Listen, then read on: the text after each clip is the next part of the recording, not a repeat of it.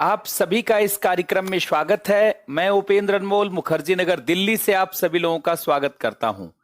कल हम लोग पढ़ रहे थे मॉडर्न हिस्ट्री के अंतर्गत मुक्त व्यापार का काल या मुक्त व्यापार का युग, एज ऑफ फ्री ट्रेड।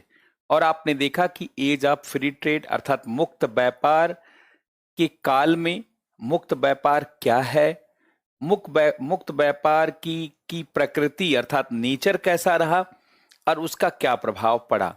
और प्रभाव आपने देखा कि अर्थव्यवस्था पर क्या प्रभाव पड़ा, समाज पर उसका क्या प्रभाव पड़ा और प्रशासन पर क्या प्रभाव पड़ा। जैसा कि आप सभी लोग जान रहे होंगे कि मुक्त व्यापार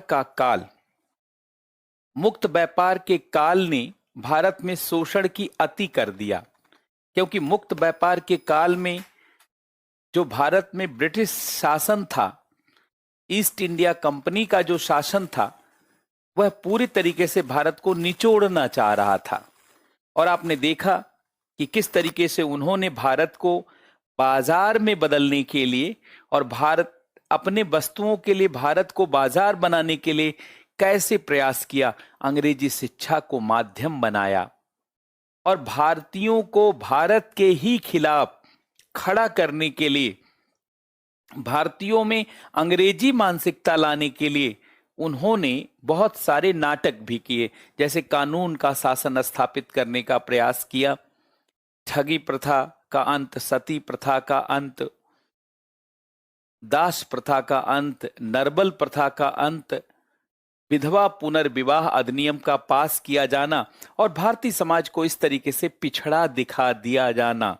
अर्थात भारत पर बहुत लंबे समय तक भारतीय व्यवस्था को वो प्रभावित कर सकें, इसलिए उन्होंने अपने तरफ से वो सारा प्रयास किया जिससे भारत को न केवल शोषित रखा जाए, बल्कि जानते हैं लगातार ब्रिटिश साम्राज्यवाद को विस्तार दिया जाए। अब भारत अंग्रेजी वस्तुओं के लिए, यूरोपीय वस्तुओं के लिए बाजार बने और भारत से सस्ता कच्चा माल प्राप्त किया जा सके, इसी उद्देश्य को ध्यान में रखते हुए पूरी व्यवस्था को संचालित किया गया। लेकिन मैं आपको बता दूं, जब आप किसी भी समाज का शोषण करते हैं, जब आप किसी भी समाज को प्रभावित करने का प्रयास करते हैं, तो आप चाहे जितना शोषण को छिपा लीजिए, आप चाहे जितना बहाना बनाइए, अंततः समाज को उसके बारे में आभास हो ही जाता है। और आप जानते होंगे कि अंग्रेजों के वाणिज्यिक काल और अंग्रेजों के मुक्त व्यापार काल में भारत में हुए शोषण की प्रतिक्रिया हुई। 1857 का विद्रोह सामने आया और अंततः 1857 के विद्रोह से यह साबित हो गया कि अंग्रेजों ने बहुत बुरे तरीके से भारत को शोषित किया था। तो मैं एक बार समराइज यहां कर रहा हूं। देखिए, ये 1857, अब इससे पहले और इसके बाद और यहां 1857 का विद्रोह, 1857 का विद्रोह। देखिए, इससे पहले की स्थिति और इसके बाद की स्थिति, इसके बाद की स्थिति से आप सभी अवगत हैं। 1858 का एक्ट आता है और भारत में ब्रिटिश शासन स्थापित हो जाता है। ब्रिटिश शासन की शुरुआत, और इससे पहले ब्रिटिश कंपनी शासन, भाई इससे पहले अगर आप देखेंगे तो 1857 से पहले और ये 1757 से 1857, इसमें जो है कंपनी शासन था, कंपनी शासन था।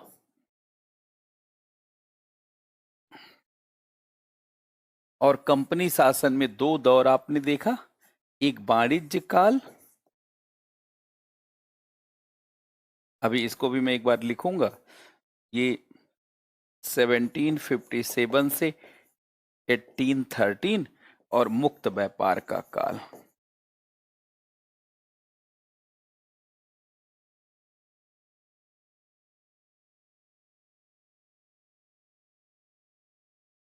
अब देखिए, पहले मैं जो मूल बात बताना चाहता हूं उस बात को आप समझें कि इस दौर में जो ये कंपनी का शासन था, ये ईस्ट इंडिया कंपनी का शासन या कंपनी का शासन या ईस्ट इंडिया कंपनी का शासन एक ही बात है। इस शासन में जानते हैं भारतीयों का हर प्रकार से शोषण किया गया। इस दौर में भारतीयों का हर प्रकार से शोषण किया गया और इस शोषण के नाते जानते हैं भारतीय समाज धीरे धीरे शोषण को पहचानने लगा, शोषण की प्रतिक्रिया हुई और उसी शोषण की प्रतिक्रिया को 1857 का विद्रोह कहा जाता है। ये ईस्ट इंडिया, यहां मैं चार्ट बनाता हुआ चलूंगा, पहले आप 3-4 चार्ट जानते हैं बना लेंगे ताकि आपको मोटे तौर पर समरी करना आ जाए। और देखिए, पढ़ाई का मूल है कि हम किसी विषय को समराइज कर पा रहे हैं या नहीं, अर्थात ज्यादा पढ़ना कोई बुद्धिमत्ता नहीं है, बल्कि जो कुछ भी पढ़ रहे हैं उसको समराइज करके उसका निष्कर्ष निकालना। क्योंकि जिस सिविल सेवा की आप तैयारी कर रहे हैं उसमें आपके ज्ञान का तभी महत्व है जब आप सारी चीज का निष्कर्ष निकाल सकें और उसे अपने मस्तिष्क में पिरो करके सजो कर रख सकें ताकि क्वेश्चन सॉल्व हो सके आपसे। अर्थात सारी पढ़ाई का निचोड़ है कि क्या यूपीएससी या स्टेट पीसीएस, जिस भी स्टेट में आप एग्जाम दे रहे हैं, जैसे बीपीएससी है, यूपीपीसीएस, एमपीपीएससी, आरएएस का है या अन्य जानते एग्जाम हैं, तो इन एग्जाम में जो पूछे जाने वाले प्रश्न हैं क्या आप उसे सॉल्व कर पा रहे हैं और उसमें पूछे जाने वाले प्रश्नों को क्या आप समझ पा रहे हैं। अगर उस दिशा में निश्चित रूप से कुछ प्रयास होता है तो उसी को ही अनुकूल पढ़ाई कहा जाएगा। इसलिए निष्कर्ष लेने पर जोर देना है। अब देखिए, ये ईस्ट इंडिया कंपनी के शासन के दौरान जो शोषण हुआ उसी शोषण की प्रतिक्रिया के रूप में आप 1857 के विद्रोह को देख सकते हैं। अब देखिए,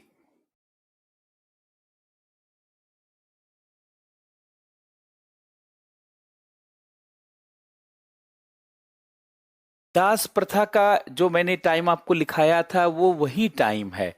दास प्रथा 1834 में ब्रिटेन की संसद में समाप्त की गई थी। देखिए, दास प्रथा ये 1834 में ब्रिटेन की संसद में समाप्त की गई थी और इसी के बाद दास प्रथा समाप्त हो गई।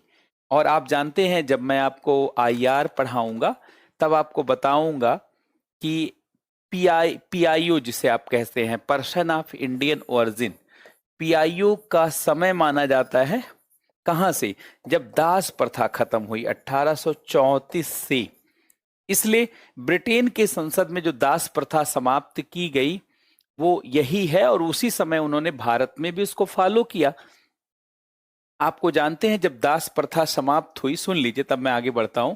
दास प्रथा जब समाप्त हुई तो पहले दास बना करके भारत से बाहर कंपनी शासन में लोगों को ले जाया गया, लेकिन जब दास प्रथा समाप्त हुई तो एग्रीमेंट से भारत से लोगों को बाहर ले जाया गया कई देशों में, मॉरिशस में, त्रिनिदाद टोबैको में, जमैका में, सुरीनाम में, गयाना में, फिजी में।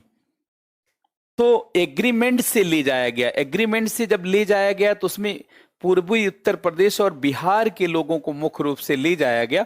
पूर्वी उत्तर प्रदेश और बिहार के लोग पूर्वी उत्तर प्रदेश और बिहार के लोग एग्रीमेंट नहीं बोल पाते थे, इसलिए ग्रीमेंट बोलते थे और गिरमिटिया मजदूर कहलाए।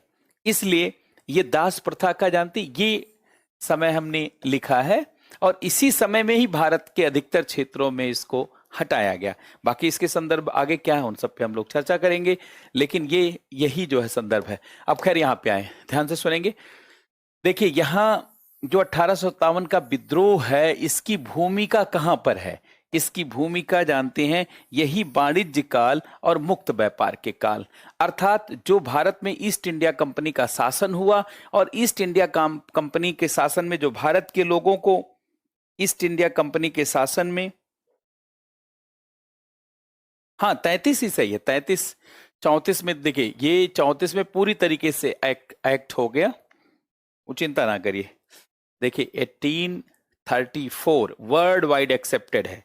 बात जानते हैं, अंग्रेजों ने जो दास प्रथा को समाप्त किया और 1833 में ही उसको वहां के संसद में लाया गया, इसलिए 33 ही लिखा जाता है जब कानून के रूप में उसको दर्शाया जाता है। 34 से वर्ल्ड वाइड उसको एक्सेप्ट किया गया। अब खैर यहाँ पे आ जाइए, मैं वो सब क्लियर कर दूंगा, आप उस पर चिंता मत करिए। जितनी भी चीजें हैं उनको हम लोग क्रम वाइज क्लियर कर देंगे, केवल आप अभी इसको पढ़ते हुए चलिए, एक कंसेप्ट बनाते हुए चलिए। देखिए ये 1857 का विद्रोह, दोबारा देखिए 1857 का विद्रोह की भूमिका, 1857 के विद्रोह की भूमिका जानते हैं, इसी में है east India company, east India company के शासन के दौरान हुए शोषण ने भारतीयों को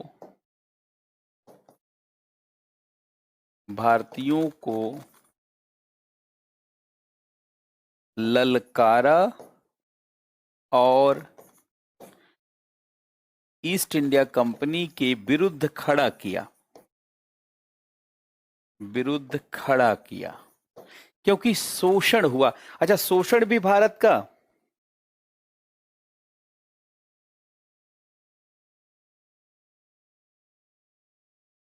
देखिए अब शोषण भी जानते, ध्यान से सुनेंगे, शोषण भी खाली आर्थिक शोषण नहीं था, बल्कि भारत का सांस्कृतिक और नैतिक शोषण भी था। देखिए आर्थिक शोषण तो पैसा लूटना होता है, भारत से पैसा ले जाना होता है, यहाँ की सारी धन संपदा को लूटना था। लेकिन सांस्कृतिक शोषण और नैतिक शोषण क्या है? सांस्कृतिक शोषण में यह दिखाना कि आपका समाज पिछड़ा हुआ है, यह दिखाना कि आपके समाज में बहुत सारी कमियां हैं, यह दिखाना कि आपके समाज में महिलाओं का शोषण हो रहा है, यह दिखाना कि आपके समाज में शोषण होता जा रहा है, ऐसे तमाम चीजों को दिखाना और समाज को बांटना, ये सब सांस्कृतिक शोषण है। और नैतिक शोषण भी, कि आपके अंदर हीन भावना डालना। जैसे अगर मैं कहूं कि आप आईएएस बन नहीं सकते, आईएएस बनना बहुत टफ होता है, सिर्फ अंग्रेजी मीडियम के लोग बनते हैं, तो ये आपका नैतिक शोषण है। आपकी मॉरल्स को, आपके अंदर जो उत्साह है, जीवन बदलने की जो आपके अंदर उत्कट इच्छा है, कुछ कर गुजरने की इच्छा है, बदलाव की इच्छा है, और आपको हतोत्साहित कर दिया गया, इसका मतलब ये नैतिक शोषण है। आपके संस्कृति को नीचा दिखाना, ये सांस्कृतिक शोषण है। आपके पैसे को जानते हैं, धन संपदा को लूट ले जाना, ये आर्थिक शोषण है। और राजनीतिक शोषण है कि आपको शासन के लायक नहीं समझना। वो सारी चीज इन्होंने किया, बात समझ रहे हैं? अब देखिए ये भारतीयों क्या क्या शोषण किया? आर्थिक शोषण किया, जो आप जानते हैं, आर्थिक शोषण, सांस्कृतिक शोषण, नैतिक शोषण, और राजनैतिक शोषण,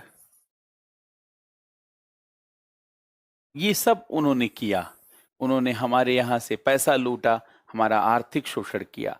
उन्होंने हमारी संस्कृति, हमारे समाज को नीचा दिखाने, पिछड़ा दिखाने का प्रयास किया। ये सांस्कृतिक शोषण। उन्होंने भारतीयों को हतोत्साहित किया कि भारतीय शासन नहीं कर सकते, भारतीय सिर्फ शासित हो सकते हैं, शासन नहीं जानते, क्योंकि भारत में कोई स्टेब्लिश शासन ही नहीं था। ये सब बोल करके नैतिक शोषण और राजनैतिक शोषण की आपको शासन करने ही नहीं देना। अर्थात अगर छोटे छोटे शब्दों में बात करें तो आर्थिक शोषण, धन संपदा को लूटना, धन संपदा को लूटना,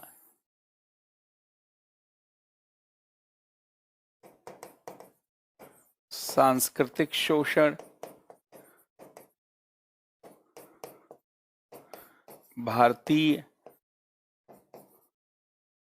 समाज को पिछड़ा दिखाना,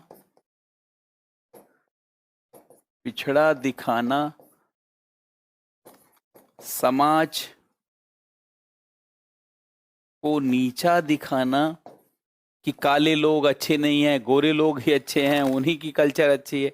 समाज को नीचा दिखाना, अंग्रेजी गोरे लोगों की श्रेष्ठता को दिखाना, गोरे लोगों की श्रेष्ठता को दिखाना, ये सब जानते हैं सांस्कृतिक शोषण। और नैतिक शोषण आपके अंदर आत्मबल, उत्साह को ही जानते हैं खत्म कर देना। नैतिक शोषण भारतीयों के अंदर उत्साह, श्रेष्ठता की भावना, श्रेष्ठता का भाव, भारतीयों के अंदर उत्साह, श्रेष्ठता का भाव, हर प्रकार श्रेष्ठता का भाव, आदि को कम करके लिखते हैं, आदि को हतोत्साहित करना, हतोत्साहित करना कि आप कुछ कर ही नहीं सकते, आप खाली शासित हो सकते, आप शासन नहीं कर सकते, शासित हो सकते हो। भारतीय समाज को पिछड़ा दिखाना, समाज को नीचा दिखाना, गोरे लोगों की श्रेष्ठता दिखाना, भारतीयों के अंदर उत्साह, श्रेष्ठता के भाव आदि को हतोत्साहित करना, और राजनीतिक शोषण एक शासन ही नहीं करने देना। राजनीतिक शोषण, शासन नहीं करने देना।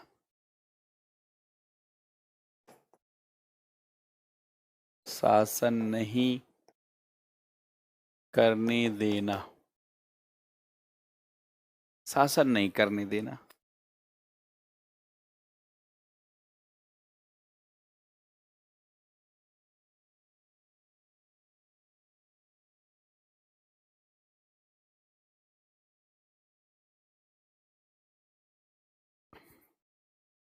तो अंग्रेजों ने ये सारा शोषण किया।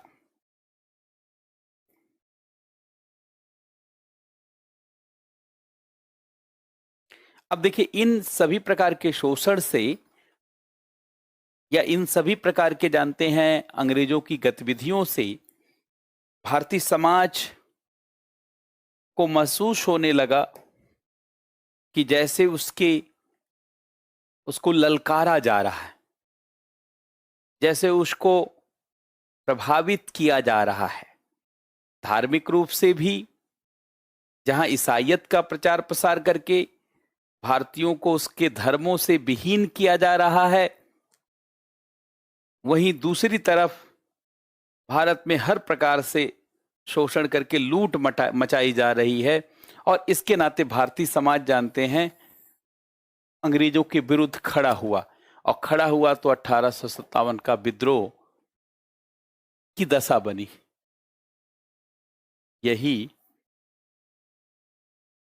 1857 के विद्रोह का कारण बना। अब देखिए, कोई भी चीज लंबे समय से जब चल रही होती है तो उससे भूमिका तैयार हो जाती है। अब तत्कालिक कारण कुछ भी हो सकता है। तत्कालिक कारण सिपाही विद्रोह हो गया, लेकिन तत्कालिक कारण कुछ भी हो सकता है। अगर लंबे समय से जानते हैं कोई शोषणकारी व्यवस्था चल रही है, कोई ऐसी प्रक्रिया चल रही है जिससे लोगों के अंदर यह भाव आ चुका है कि जो भारत में शासन सत्ता चल रही है वह उनके लिए नहीं है, सिर्फ उनको परेशान करने के लिए है, सिर्फ उनके शोषण के लिए है, तो निश्चित रूप से ऐसी सत्ता को बहुत लंबे समय तक जारी नहीं रखा जा सकता। 1857 के विद्रोह के रूप में इसको आप देख सकते हैं। तात्कालिक कारण जानते, सिपाही विद्रोह बना, लेकिन तात्कालिक कारण आप देखेंगे ये सिपाही म्यूटनी हुआ, सिपाही विद्रोह हुआ, लेकिन दीर्घकालिक कारण जो था ये यही था कि भारत में कंपनी शासन में ईस्ट इंडिया कंपनी के द्वारा बहुत शोषण किया गया। अब देखिए, जब शोषण हुआ तो ये विद्रोह हो गया। अब विद्रोह हुआ तो कहां हुआ, कैसे हुआ, ये सब हम लोग बाद में बात करेंगे। पहले बाद का मतलब है पहले और कुछ चीजों को जानने के बाद करेंगे। बाद का मतलब कोई बाद नहीं, जहां जो जिस चीज की जहां जगह है वहां पे बात करेंगे। बात का मतलब कोई टाल मटोल नहीं है यहाँ पे, है कि नहीं। तो अब देखिए, सबसे पहले यह जानने की जरूरत है, ठीक है, इधर शोषण की दशा बनी, यहां सिपाही विद्रोह हुआ, अब 1857 का विद्रोह हो गया, जो पूरे भारत में तो हम नहीं कह सकते, लेकिन जानते हैं कुछ क्षेत्रों में, इतने क्षेत्रों में आप देखेंगे यहां पे फैला, इस एरिया में फैला ये विद्रोह। अर्थात 1857 का विद्रोह पूरे भारत में होने वाला विद्रोह नहीं था, या यूं कहें पूरे भारत में यह विद्रोह नहीं हुआ। इसीलिए बहुत सारे लोग जानते इसको क्रांति नहीं मानते, विद्रोह कहते हैं, और इसे पूरे भारत का विद्रोह नहीं मानते, इसे कुछ सीमित लोगों का विद्रोह मानते हैं। ये सब बातें पहले हम लोग समझ लेंगे, तब फिर 1857 के विद्रोह को पढ़ेंगे, ताकि आप चीजों को समराइज करके जानने लगें। तो देखिए, एरिया मैं इसलिए दिखा रहा हूं ताकि आप जान जाएं कि देखिए पूरे भारत में है क्या। ये देखिए इस एरिया में है, ये इस एरिया में है, अर्थात ये पूरे भारत में नहीं है।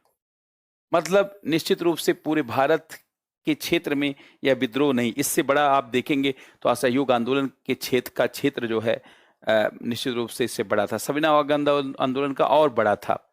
होम रूल का आप देखेंगे वो बहुत बड़ा, जानते हैं, इस एरिया था।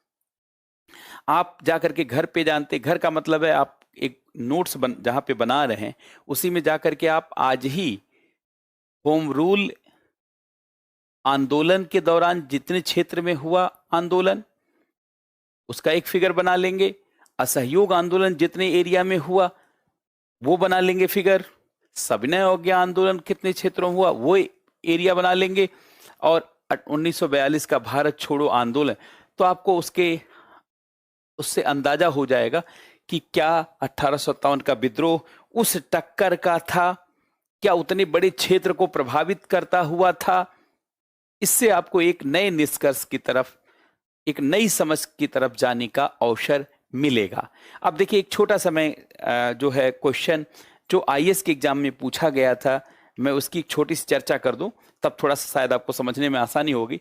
ये क्वेश्चन आया था यूपीएससी में मेंस में, यद्यपि मैं पीटी पढ़ा रहा हूं। क्वेश्चन आया था कि 1857 के विद्रोह को क्रांति नहीं कहा जा सकता है, क्रांति नहीं कहा जा सकता है, जबकि 1942 का भारत छोड़ो आंदोलन क्रांति है, क्रांति है। चर्चा कीजिए। ये यूपीएससी ने एक सवाल पूछा था, ये यूपीएससी का क्वेश्चन है कि 1857 के विद्रोह को क्रांति नहीं कहा जा सकता, जबकि 1942 का आंदोलन उससे बड़ा माना जा रहा है। 1857 का विद्रोह क्रांति नहीं है ये कह रहे हैं, और भारत छोड़ो आंदोलन क्रांति है। तो इस प्रश्न में आखिर क्या कहा गया? इस प्रश्न में कहा गया है कि 1857 विद्रोह नहीं था, मतलब कोई बड़ी 1857 का विद्रोह क्रांति नहीं थी, मतलब कोई बड़ी चीज नहीं थी, जबकि इसकी तुलना में भारत छोड़ो आंदोलन क्रांति थी। तो इस प्रश्न को पूछने का आशय क्या था? इस प्रश्न को पूछने का एक आशय तो यह था कि 1857 के विद्रोह का दायरा छोटा था, 1942 के भारत छोड़ो आंदोलन का दायरा बड़ा था, क्षेत्र बड़ा था। दूसरा पॉइंट, 1857 के विद्रोह से वो परिवर्तन संभव नहीं हुआ जो 1942 के भारत छोड़ो आंदोलन से संभव हुआ। अगर मैं आपसे चर्चा करूं तो एक दो बिंदुओं से आप समझ जाएंगे। देखिए, क्रांति का मतलब होता है व्यापक परिवर्तन, पूरा बदलाव। अगर हम कहते हैं कहीं क्रांति शब्द, तो इस क्रांति का मतलब होता है पूरा बदलाव, बड़ा बदलाव या टोटल चेंज को क्रांति कहा जाता है। अब देखिए, 1857 के विद्रोह को क्रांति क्यों नहीं कहा जाता? क्योंकि 1857 के विद्रोह से पहले क्या स्थिति थी और बाद में क्या स्थिति थी, अगर बदलाव हो जाए तो निश्चित रूप से क्रांति कहा जा सकता है। एक छोटा सा एग्जाम्पल, 1857 से के विद्रोह के पहले भारत में सामान्यतः बहादुर शाह जफर का शासन था, मतलब मुगल शासन था कमोबेश। अधिकतर एरिया पर मुगल शासन था, कुछ एरिया पर कंपनी शासन था। और 1857 का विद्रोह हो जाने के बाद कुछ दिनों तक, कुछ महीनों तक जो सफलता मिली, उसके बाद बहादुर शाह जफर को ही शासक बनाया गया। तो थोड़ा भी परिवर्तन नहीं हुआ, पूरा परिवर्तन की बात छोड़ी। जब 1857 के पहले बहादुर शाह जफर अगर शासक हैं और विद्रोह के बाद भी आप उन्हें शासक बनाएंगे, नेतृत्व देंगे, इसका मतलब कोई परिवर्तन नहीं चाहते। वही मुगलिया शासन पहले भी और वही मुगलिया शासन बाद में भी। इसका मतलब पहला पॉइंट तो यह है कि यहां पे विद्रोह, यहां पर जो है उसे क्रांति नहीं कहा जा सकता।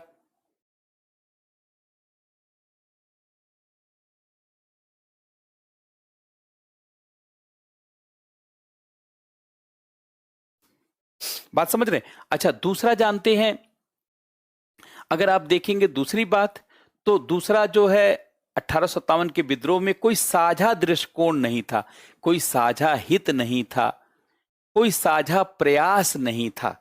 जबकि 1942 के आंदोलन में आप देखेंगे साझा हित, साझे प्रयास, साझा उद्देश्य था, पूरा एक उद्देश्य था कि भारत छोड़ो अंग्रेजों। तो आप देखेंगे यहां पर भी। अच्छा, दूसरा पॉइंट, 1942 के आंदोलन में आप देखेंगे भारत के कई क्षेत्रों में, 1942 के आंदोलन में आप देखेंगे भारत के कई क्षेत्रों में जनता के सरकारों की स्थापना हुई।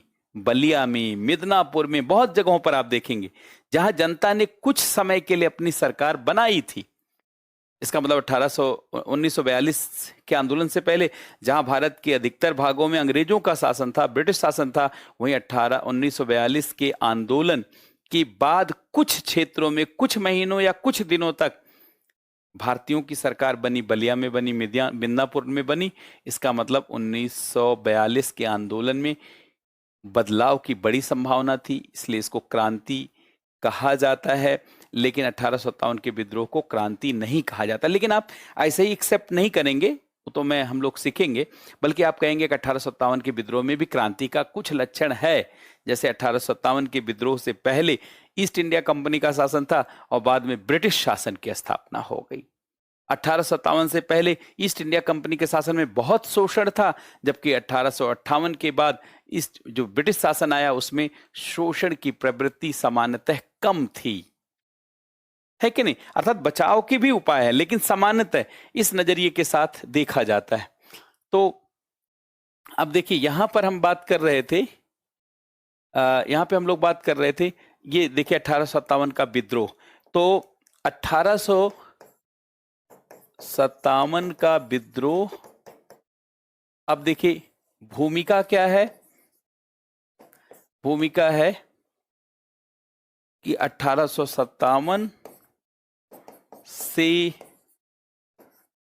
पहले की ईस्ट इंडिया कंपनी के अति शोषण की स्थिति, अति शोषण की स्थिति थी। अच्छा, तात्कालिक कारण,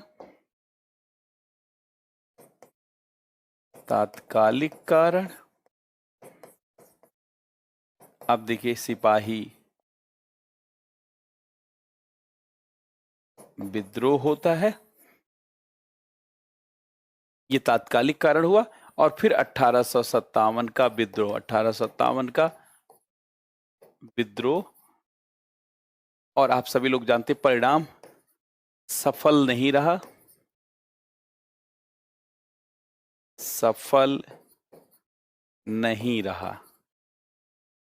अब सफल नहीं रहा तो क्यों नहीं रहा, और विद्रोह हुआ तो किसने नेतृत्व का किया, कहां किया, नेतृत्व, केंद्र, इन सब चीजों पे चीजें पूछी जाती हैं, लेकिन पहले समझने की आवश्यकता है। तो पहले इतनी चीजों को देखिए, इसको नोट कर लीजिए। भूमिका 1857 से पहले की ईस्ट इंडिया कंपनी के अति शोषण की स्थिति, तत्कालिक कारण सिपाही विद्रोह, 1857 का विद्रोह, नेतृत्व और केंद्र क्या था, परिणाम सफल नहीं रहा। अब देखिए यहां पर पहले मैं एक चार्ट बना देना चाहता हूं, ताकि पहले की भूमिका को जानते हैं, थोड़ा समरी बना लें आप। अब किसने नेतृत्व किया, केंद्र क्या रहा, ये सब हम लोगों के पास चार्ट है पूरा। ये देखिए, ये विद्रोह का स्थान क्या रहा, जैसे देखिए दिल्ली में विद्रोह हुआ तो बहादुर शाह जफर थे, किसने नियंत्रित किया, ये सब है, लेकिन इस पे मैं अभी बात नहीं करूंगा। और ये क्रांतिकारी कौन थे, विद्रोह की तिथि क्या थी, उन्मूलन की तिथि क्या थी, ये सब है आपके एनसीईआरटी में भी है, वैसे भी है। लेकिन यहाँ पर पहले, ताकि आपका इंटरेस्ट डेवलप हो और आप उन मूल तथ्यों की तरफ जाएं, उन सब बिंदुओं को हम लोग टटोल करके समझेंगे। तो यहां देखें,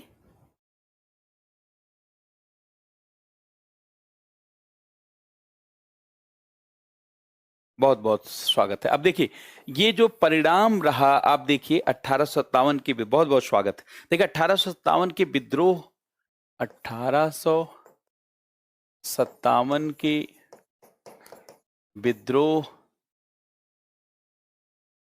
का परिणाम, और आप सभी लोग जानते हैं परिणाम क्या रहा, यहां पे परिणाम असफलता रही, असफलता।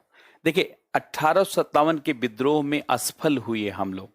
असफलता का कारण जानना बेहद जरूरी है कि अंग्रेजों के विरुद्ध, जानते हैं आप, सफल क्यों नहीं रहे।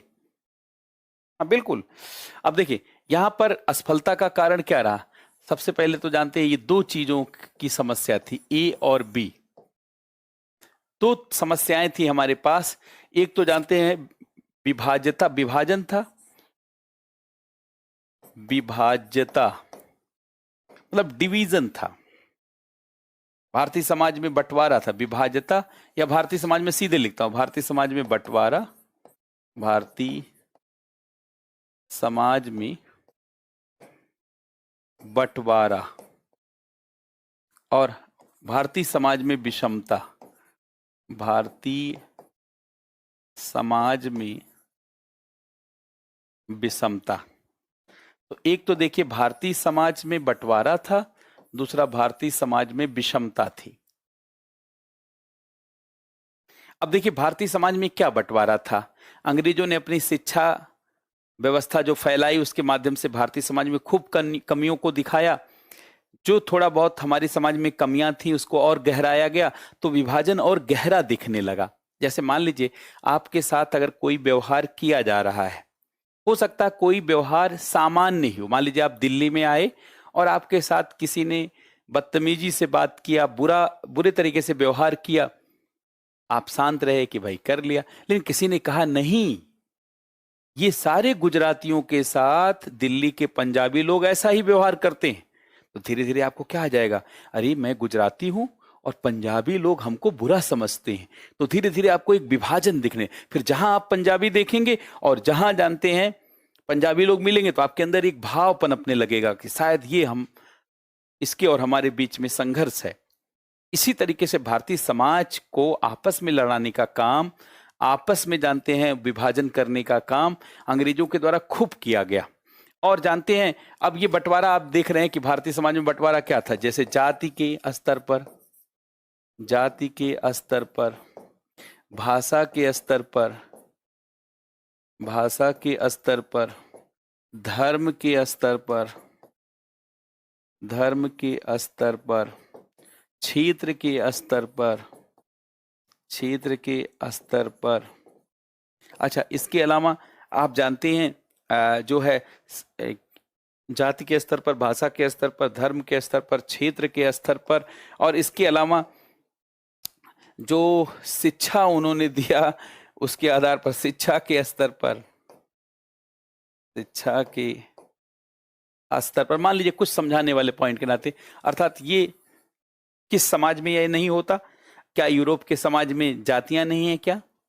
ब्रिटेन और इंग्लैंड और स्कॉटलैंड में क्यों जानते हैं तनी हुई है इस समय? पिछले कई वर्षों से जानते तनातनी क्यों चल रही है?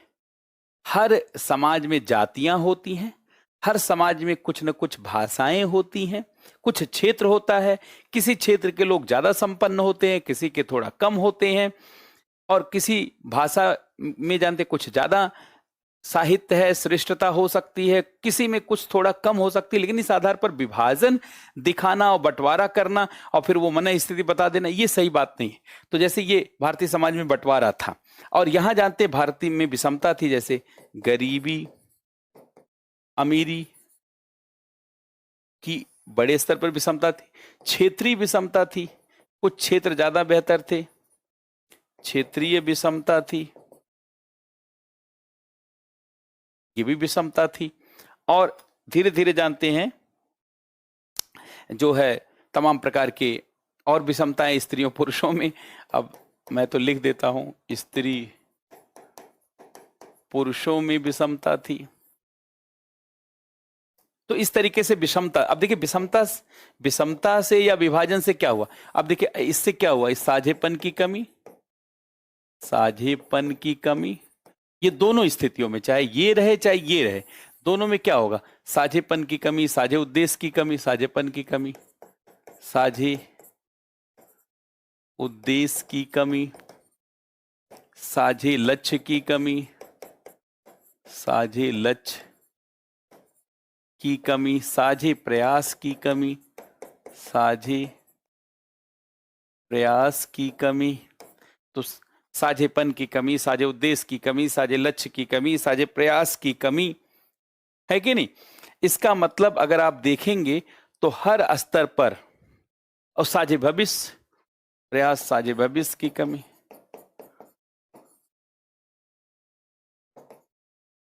साझे भविष्य की कमी। 1857 के विद्रोह का एक बड़ा परिणाम कि आप एक हैं ही नहीं, आप एक साथ प्रयास कर ही नहीं रहे हैं, और आप बटे हुए हैं, चाहे वो जातियों में हो, चाहे धर्मों में हो, चाहे भाषाओं में हो, चाहे क्षेत्रों में हो।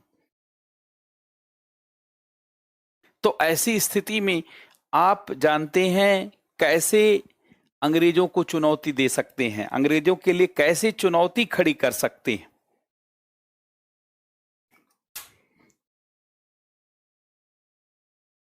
आप अंग्रेजों को कैसे चुनौती दे सकते हैं, उनके लिए कैसे चुनौती खड़ा कर सकते हैं, यह अपने आप में जानते हैं, इसे देखा जा सकता है इस बिंदु को।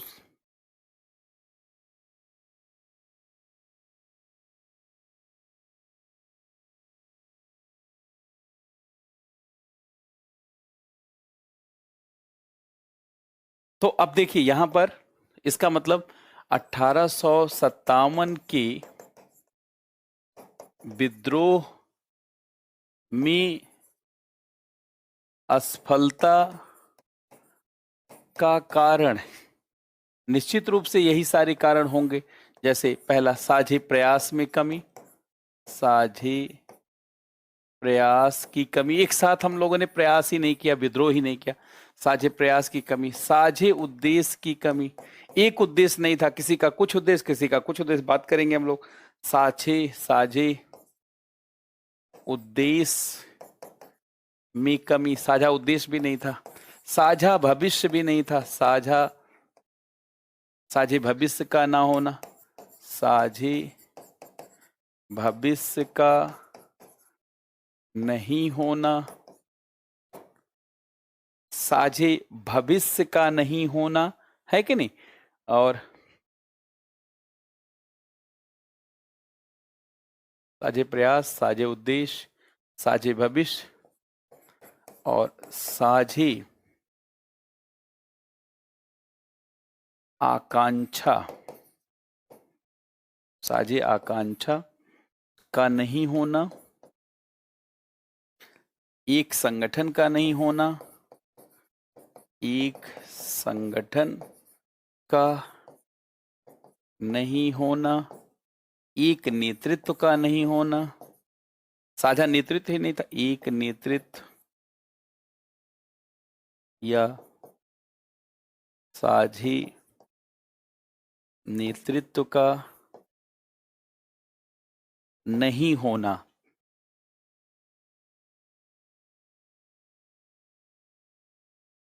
इसका मतलब है भारत में निष्ठा विभाजित थी, भारत में एक जैसी निष्ठा ही नहीं थी, एक जैसा उद्देश्य ही नहीं था। अर्थात भारत में, अर्थात 1857 की विद्रोह के समय भारतीय लोगों में निष्ठा बटी हुई थी, अर्थात 1857 के विद्रोह के समय भारतीय लोगों में निष्ठा बटी हुई थी।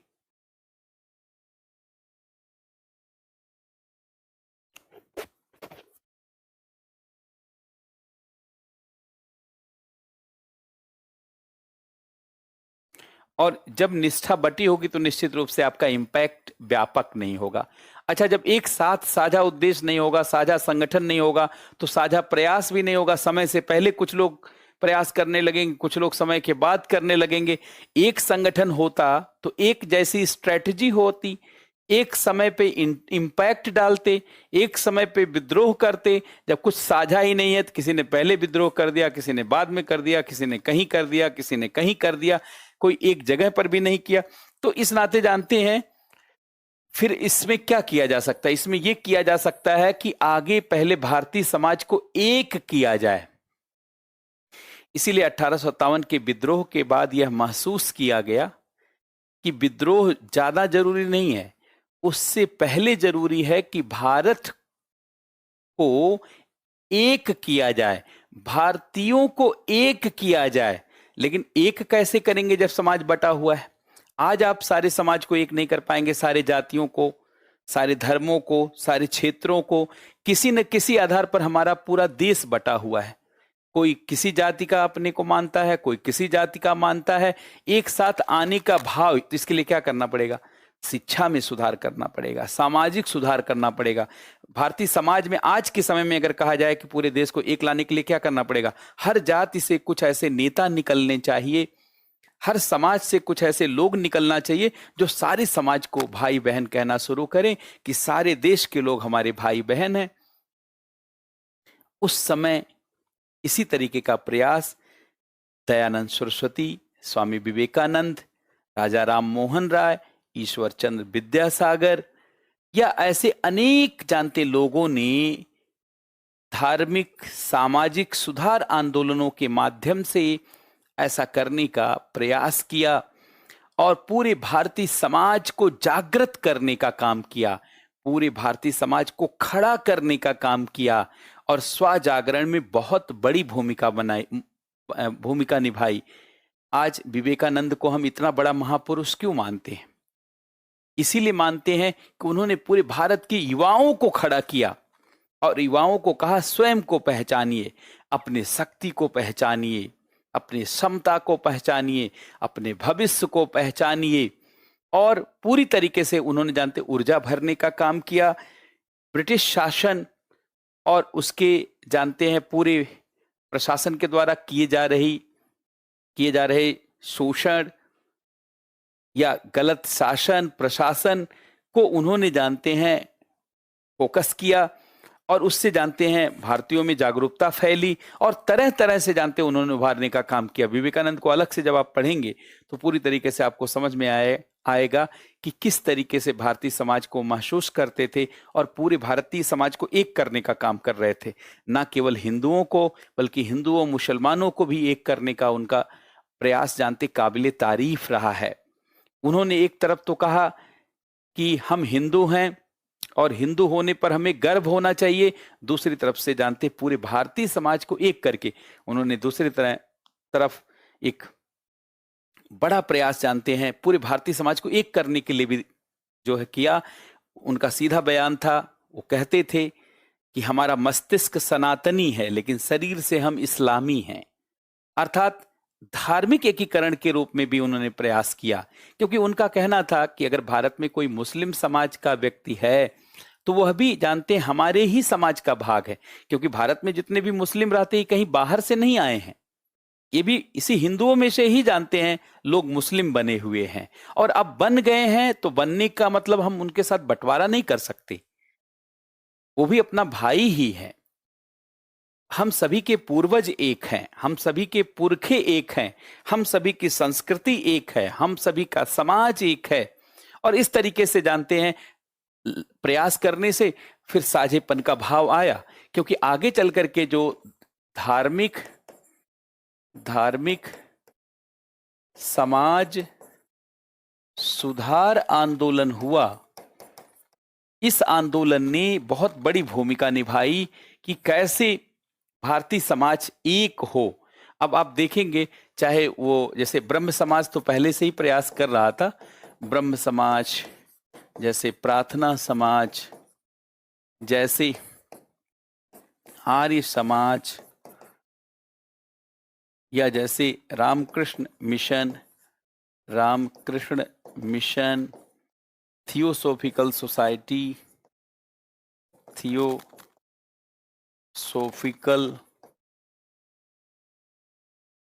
सोसाइटी या अलीगढ़ आंदोलन, मुस्लिमों के अंदर ये प्रयास किया, या देवबंद आंदोलन,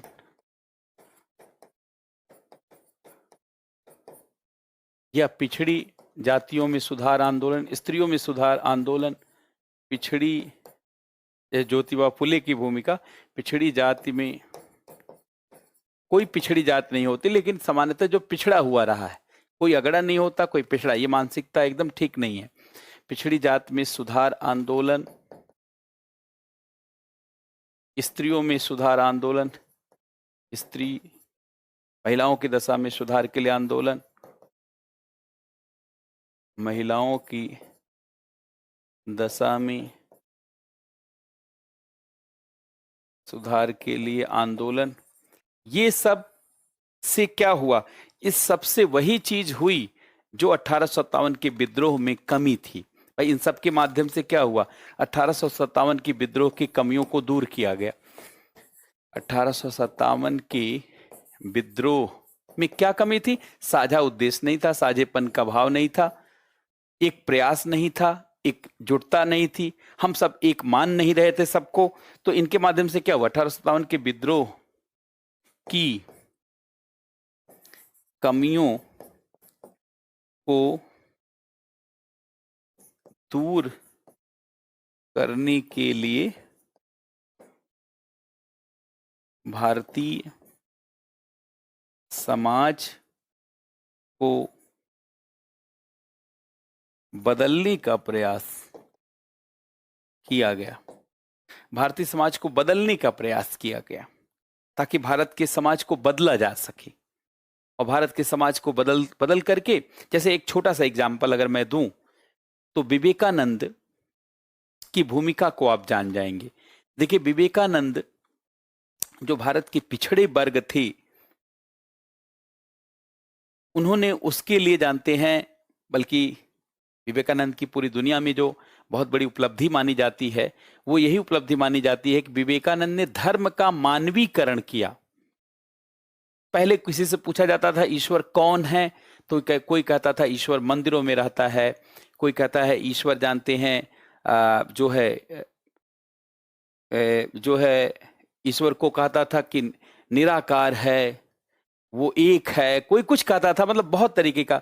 कोई जो है उसको अद्वैत, कोई द्वैत, कोई द्वैताद्वैत, कोई विशिष्टाद्वैत।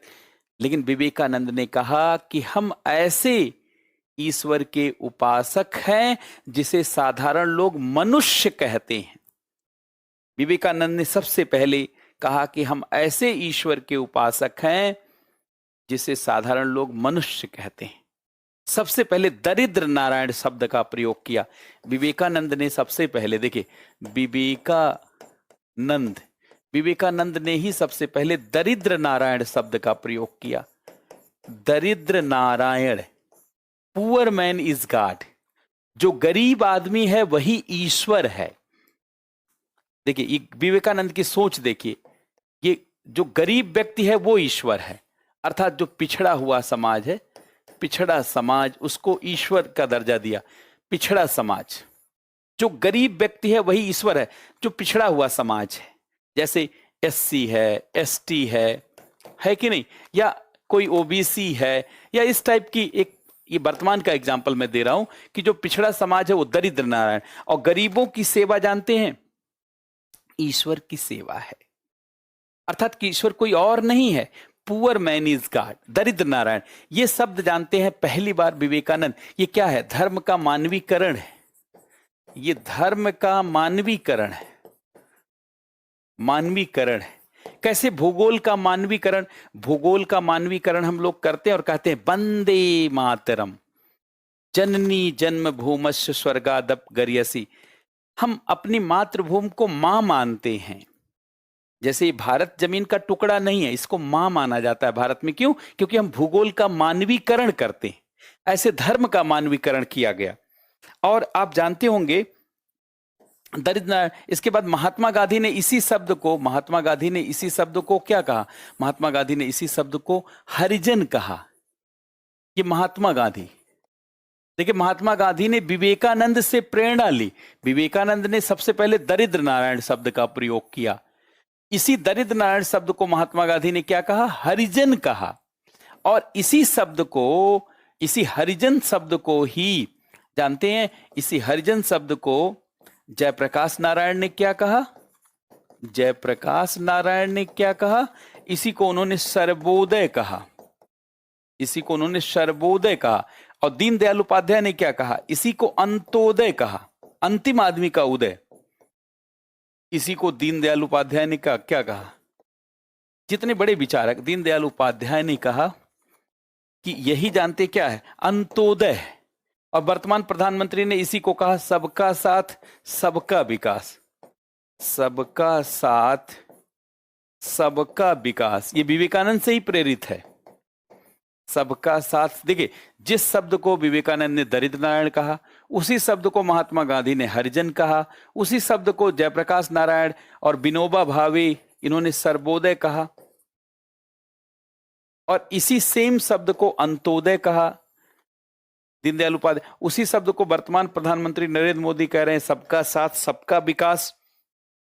तो ये देखिए, भारतीय समाज को एक करने का है, बांटने का नहीं है, बल्कि ईश्वर जैसा उसे महसूस करने और ईश्वर जैसा दर्जा देने का है। इसका मतलब जो समाज हमारा सबसे पिछड़ा हुआ है, एससी है, एसटी है, वो हमारे लिए हम उसको छोड़ नहीं सकते, हम उसको ऊंचा नीचा नहीं समझ सकते, बल्कि हम उसे सीधे ईश्वर के बराबर समझेंगे।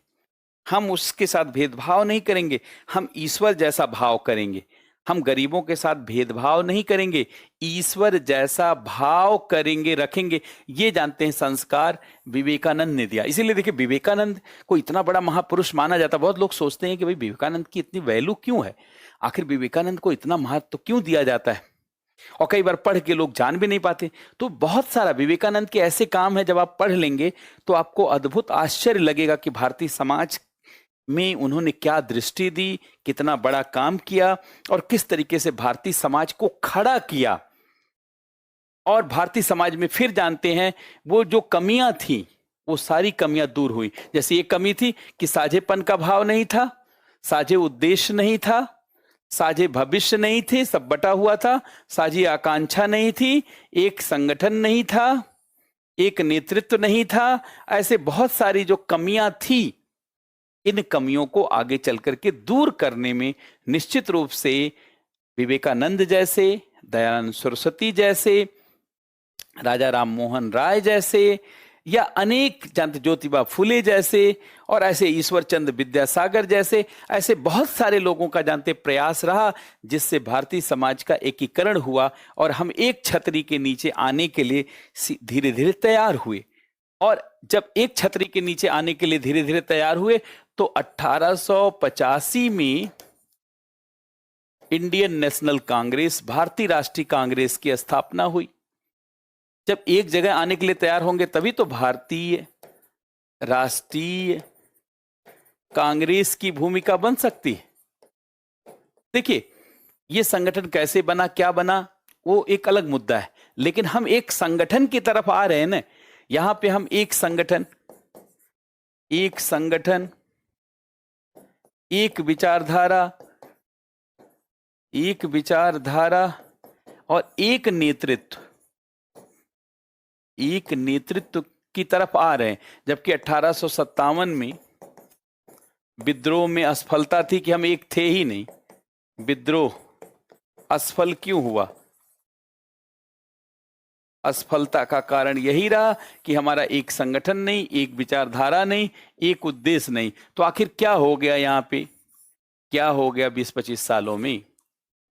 यहां आप देखेंगे तो लगभग ये 25 से 28 साल है, 60 से 70, 70 से 25 से लेके 28 साल में आखिर क्या हो गया? 28 वर्ष बाद आप देख रहे हैं कि यहां पे हम एक हो रहे हैं। तो निश्चित रूप से इस दौर में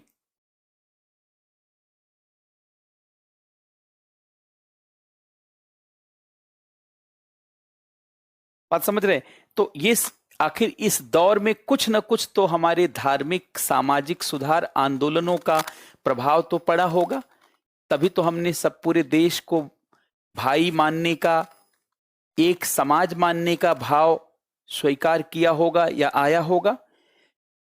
और इसके बाद जानते हैं फिर इस तरीके की परिस्थितियां बनी और बहुत सारी चीजें हुई।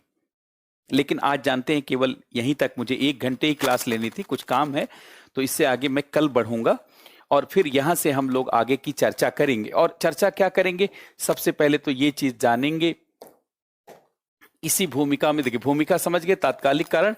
अब विद्रोह, नेतृत्व केंद्र, और इस पे चर्चा करते हुए यहीं से जस्ट जानते हैं आगे बढ़ेंगे। तो बहुत बहुत धन्यवाद सबको, बहुत बहुत नमस्कार।